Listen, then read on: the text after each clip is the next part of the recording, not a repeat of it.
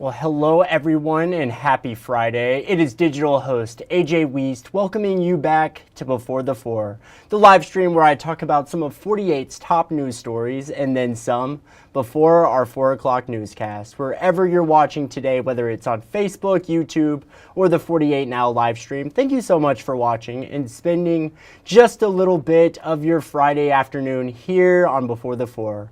Starting things off, a first alert weather day has now been declared for this Sunday due to the potential of heavy rain and high winds with very cold weather moving in Monday. 48 First Alert Chief Meteorologist Brad Travis has everything you need to know heading into the weekend. Brad? AJ, we've got a busy weekend, especially Sunday. Tomorrow, not too bad. We start off in the low 20s. So another front's moving in today. That's why it's been so breezy. But we've got the timeline here for some stronger thunderstorms. This is really a high wind, heavy rain threat here. The higher threat for severe weather is going to end up just to our southwest. We'll keep an eye on it. But right now, I just don't see us becoming extremely unstable. The problem is some of these wind gusts could reach 50 miles per hour, and that could create some power outage issues late in the day, Sunday into the overnight hours. Here are the current temperatures out there. We're around 50 degrees. Overall, not a bad day, a little breezy. As we get into Saturday, no big problems, except it's just cold with temperatures around 43. Higher threat of severe weather as we get into Sunday as this storm system gets going, mainly in Mississippi and areas to the south. Here's that timeline, a closer view, 5 p.m. to 8 p.m. in northwest Alabama, 7 p.m. to 10 p.m. the areas in yellow, including the Huntsville metro area down to Coleman County and then up to Thames Ford Lake, and 9 p.m. to midnight across the northeast corner of the state, including Fort Payne, Gunnersville, and Scottsboro. Here's our developing storms Sunday morning. We could start out with some sleet, but I think we're going to warm up the low levels pretty quickly. Even though we're staying in the 40s, it's better than being in the 30s, right?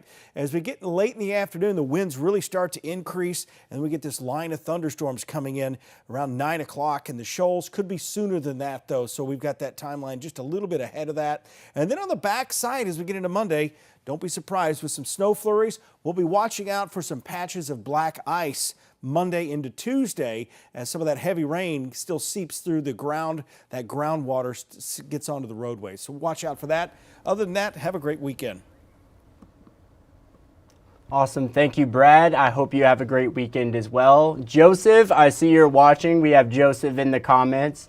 Joseph, I hope your day is going great as well. Now, here's another story for you. Huntsville Hospital's ER entrance will now temporarily move locations. Now, officials made the announcement today. According to Huntsville Hospital, the entrance will move from Madison Street to Gallatin Street beginning January 11th. Hospital officials advise visitors to also note St. Clair Avenue between Madison and Gallatin Streets will be closed due to traffic. The reason for the move is because of a newly approved Madison Street Tower expansion. The Madison Street entrance will remain closed for the majority of the project, which is currently planned to take about 2 years to complete. Hospital officials said signage directing visitors to use the Gallatin Street visitor parking entrance will also be installed. So that is an update there. Now, staying in Huntsville, experts say Redstone Arsenal should play a key role in the New Year's Day attack investigations. 48's Nick Ballinger with the story. A tragedy in New Orleans after a truck barreled down a bustling Bourbon Street, killing at least 14 people early New Year's Day. Then, just hours later, a Tesla Cybertruck exploded right outside of the Trump Hotel in Vegas. We're either looking at the biggest coincidence in the history of the earth, which I frankly don't believe in, but you'd be foolish to look at this and not think they're related. Former director of TDAC, the FBI's Terrorist Explosive Device Analytical Center, Scott Sweeto, is starting to draw connections. He says he immediately ruled out the initial belief the Vegas explosion was an accident. I could tell right away that wasn't a battery fire, that was an explosive. You have the incoming president at one of his properties with his name on front, and the signature vehicle of someone that is known to be a close advisor. It's not hard to put 2 and 2 together and come up with 4. The blast is being investigated as a terrorist attack after Matthew Livelsberger, a 37-year-old Green Beret, was found inside the truck with what police say was a self-inflicted gunshot wound. Investigators are still trying to figure out what started the blast, which brings us here to to Redstone Arsenal in Huntsville, where TDAC is based. What you're trying to figure out is similar to what an arson investigator would do, which is where did this thing start? How did it start? Why did it start? Scientists at the FBI's multifaceted hub on Redstone Arsenal will gather DNA, fingerprints, hair fiber traces, and tool marks on all the explosives found to trace their origins. Sweeto is very familiar with this process. Have we seen something like this before that's unique? Was there a particular type of transmitter used? Were there types of fragmentation and shrapnel with this device? All forensic evidence gathered to hand to prosecutors. Well, thank you, Nick. And now in a bit of state news. University of Alabama freshman Kareem Badawi is being remembered by those who knew him best after he was killed in the New Orleans terror attack on New Year's Day. WBRC in Birmingham spoke with Miles Givens. Givens lived just doors down from him in a freshman dorm on campus. He described Badawi as a light on campus who made everyone feel included. He loved football, his fraternity, and his home in Louisiana. I'll just hear music coming from the room and go in and say what's up and just give him a big old dab and hang out for a little bit, you know? So I feel like it's just going to be a lot more quieter on the hall. It's something that you really, again, don't think about because I feel like everybody's just in college, just doing their thing, living their life, and then out of nowhere it could just end and you have nothing you can do about it. A Mobile, Alabama woman who was injured during the terror attack is also speaking out about the attack. Alexis Scott Wyndham was shot in the foot on Bourbon Street. The 23-year-old Blunt High School graduate says the bullet is still lodged in her foot, but she's just grateful she's still alive. Andrea Ramy reports. Alexis Scott Wyndham rang in the new year on Bourbon Street with 7 other friends from Mobile. She says they were getting ready to grab a bite to eat before calling it a night when chaos erupted in the street. We heard something go boom, boom, boom, and people were screaming, and I looked to the left, and a truck was coming down like the street, and he was halfway on the sidewalk too. He was just running people over like it was nothing. She says the truck the terrorist was driving hit her and knocked her to the ground. At first, Alexis thought maybe the truck ran over her foot or she broke her ankle. But as she tried to get up and run away, she saw blood pouring out. Her best friend by her side FaceTime with Alexis' mother, Trifina. Once she called me and I looked at it, I said, that's a bullet wound. I said, look, get that other sock you got on the other foot, take it off, tie it up tight, so that she won't be bleeding so heavy, so bad. Alexis says about that time, a Good Samaritan and his girlfriend offered to take Alexis and her friend to the hospital. And that's when I saw all the dead bodies on the ground. I couldn't do nothing but thank God and cry at the same time. She says her friend, Brandon Whitsett, a Viger graduate, was also injured and is still in the hospital in New Orleans. She believes the truck hit him. She says 2 of her other friends were also hurt, but not seriously. I'm just thankful. It could have been worse. Like, when people was coming to the hospital, they were looking for their family members, and some of them weren't even there, they were dead. So they was just telling them, like, sorry for your loss, and they would just bust out crying. So I couldn't do nothing but thank God that I only got shot in my foot. I did not want to be one of them parents that calling me to bury my baby. That's what I didn't want to see. I'm just glad that you called me and said it was her foot and not her dead. Because you see the video there, people are dead, ran over, died. So I'm just glad that she is still alive. By the grace of God, He protected her.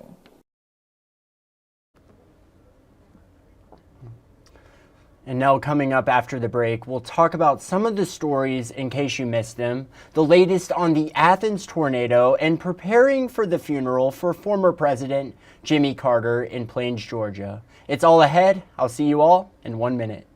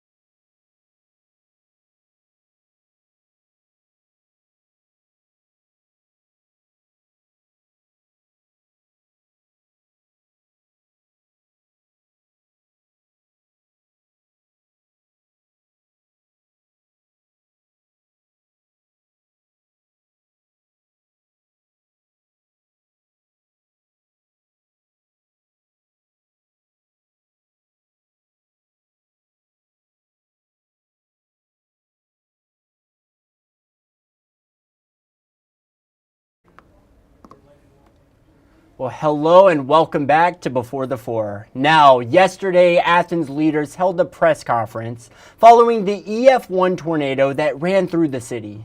48's Noah Cowell gives us all the latest from Athens. Mayor Ronnie Marks said Thursday morning the tornado left many small businesses around Athens devastated.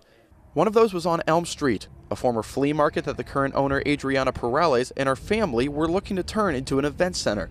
But this weekend, their lives were flipped upside down when the tornado left the building in ruins. Definitely shocked. We felt. Yeah, we were shocked because, man, like we didn't expect this to happen. Like after New Year's, like just destruction. Perales bought the building 3 years ago, and since then, they've done planning and renovations that allowed them to host Crystal's quinceañera. This building means a lot to the family, but now they'll have to start over. Considering how my mother here worked very hard on this place and works hard around here practically every single day. While I'm sure it affected all of us, I'm pretty sure it affected her the most. The family wants the building to eventually be an event center where others can come and have events themselves, but a lot will have to happen for that to become a reality. We can't really do that if this is the condition it's in. So it would be if people out there would be kind enough to help us renovate this again. That's all I would really say is the solution to this problem. The family says their original attempt to have an event center was denied by the city.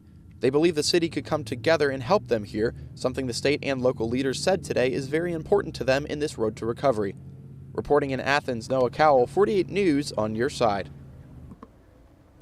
Well, thank you, Noah. Well, new year, new goals. That's the mindset for Colbert County authorities, who are aiming to hit the ground running on several new projects coming to the area. 48's Aria Pons with everything in the works. New year, but same goals for Colbert County officials, and they say they're ready to get some projects finished. Now, Sheriff Eric Ballantyne says that getting a new jail and sheriff's office has been about 5 years in the making. And we're excited. We're just hoping that March it'll be here, a year from this March, and it's long overdue.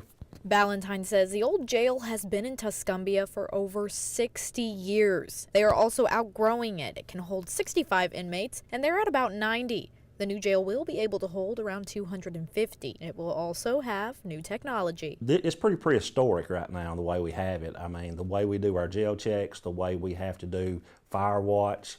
There's a lot of regulations that we've got to get everything up to par on. We'll have up-to-date methods of monitoring prisoners. Ballantyne says it will also be able to finally hold female inmates. As of now, they send them to Tuscumbia PD's jail. The jail and office are not the only buildings going in on the same property, though. The Emergency Management and 911 Center is working on theirs right now. Right now I got goosebumps coming up. EMA and 911 Director Jody Hitt says he has spent his whole career in Colbert County pushing to move out of their current building. There's no words in this from where we're at to where we're going.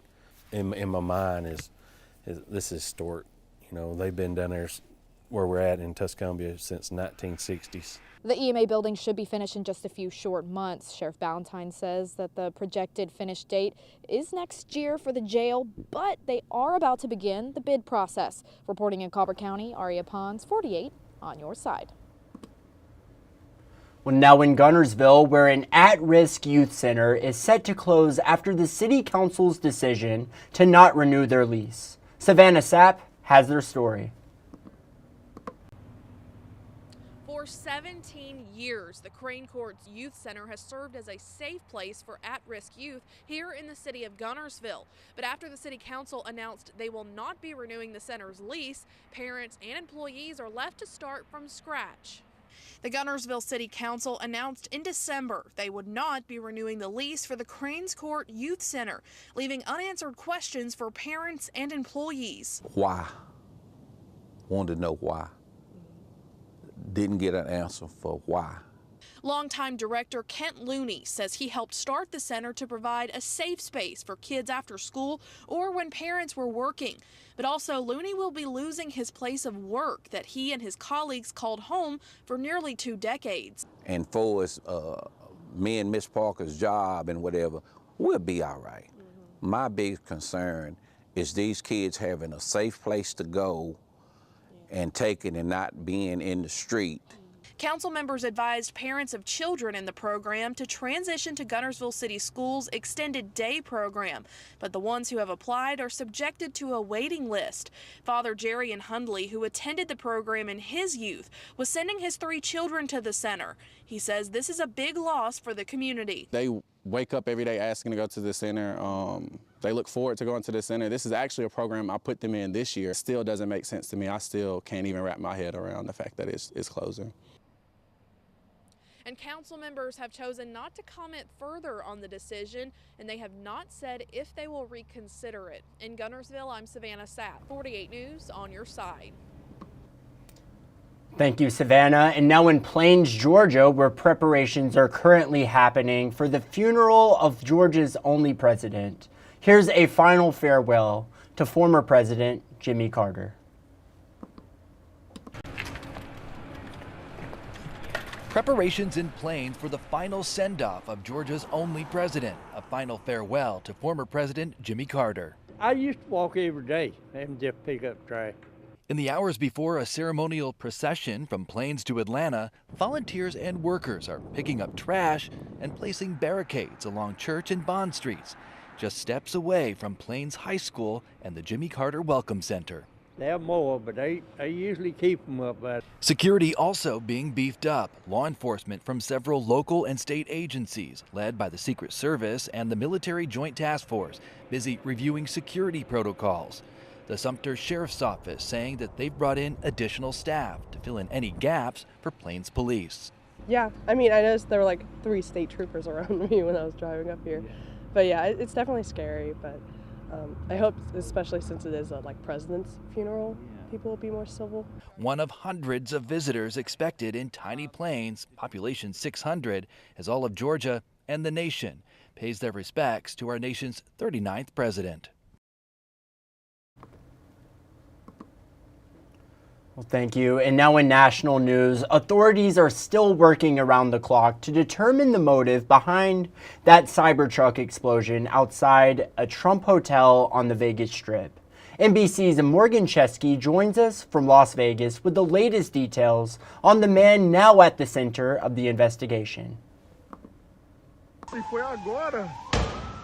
This morning, authorities are working to fully ID the driver of the Cybertruck that exploded on New Year's Day outside a Trump hotel on the Vegas Strip. We do feel like we have the subject identified, and at this time there is no information about additional subjects that the FBI is tracking on. Law enforcement says mounting evidence points to 37-year-old Master Sergeant Matthew Livelsberger as the primary suspect. Investigators found his passport, several credit cards, and military ID inside the charred vehicle. Authorities adding they're still waiting on DNA tests to positively identify the burned body that was recovered behind the wheel. Looking into exactly what the motivation is remains our #1 priority. The sheriff says the driver died from a self-inflicted gunshot wound to the head before the explosion, leaving more questions than answers. He might not have been looking to create casualties, but to deliver a message and a symbolic event.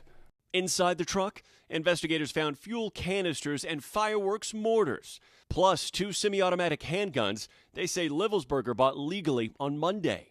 Using Tesla charging stations, authorities have traced his route from Denver, where the truck was rented, through New Mexico and Arizona to Las Vegas. Officials say he was on active duty and served as a Green Beret, assigned to Army Special Operations Command. He was based in Germany but was on approved leave, according to Army officials. He was also deployed multiple times and was a recipient of the Bronze Star with Valor. In Colorado Springs, a neighbor says Livelsberger and his partner had a new baby at home and seemed normal enough. We would come out at the same time with our dogs and we'd say hi to each other. The investigation now stretching across the country and even abroad, with his possible motive still unknown. What was his frustration that motivated him to go from being an honorably serving Special Forces sergeant to carrying out an act of political violence? And now in sports, Alabama A&M Athletics today announced that the university will welcome newly hired head football coach Sam Shade, to campus this Monday.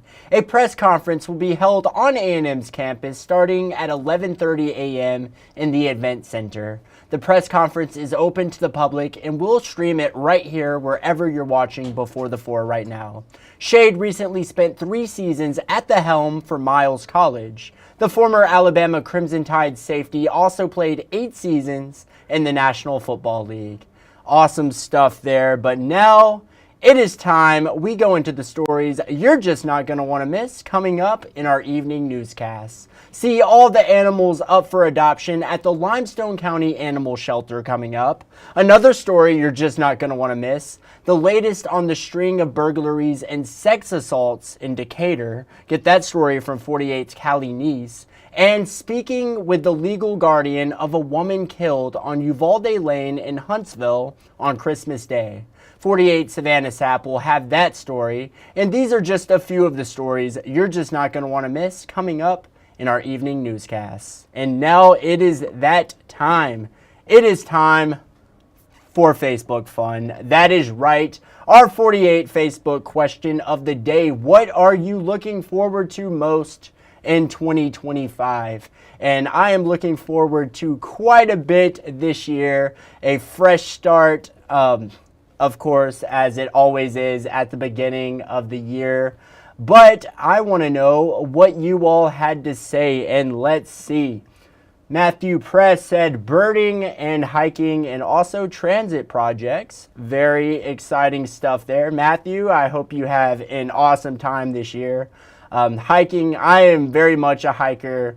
I like to go hiking quite a bit, get out in nature. So that is definitely something I am also looking forward to.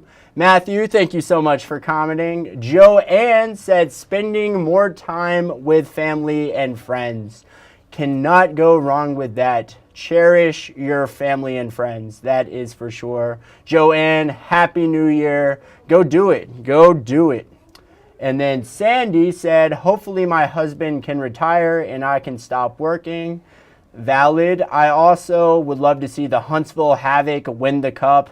Is this going to be the year, Sandy?